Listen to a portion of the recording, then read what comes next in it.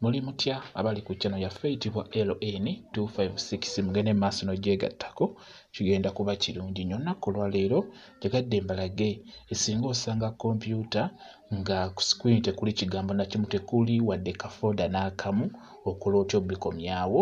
Njagala weetegereze oba ng'oyagala okubikweka okubiggyako, weetegereze kyenkola ky'olina okukola.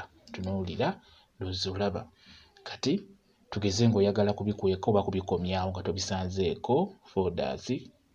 Olaba kubeera wenyiga w'onyiga, ndowooza obiraba bikomyewo, osobola obbikweka bulungi. Oba singa osanga kompyuta eyo nga ku screen tekuli kigambo na kimu, nga tekuli folda n'emu, obeera onyiga bw'otyo nga bw'olaba n'onyiga okay.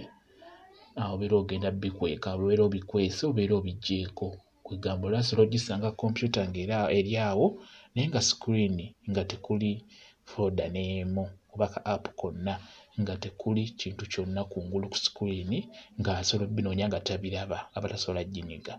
Oba oyagala obbissaako obbikomyawo, just goberera ekyo kyenyiga ky'olina okunyiga, biba bikomawo bulungi nnyo nga bw'olabye.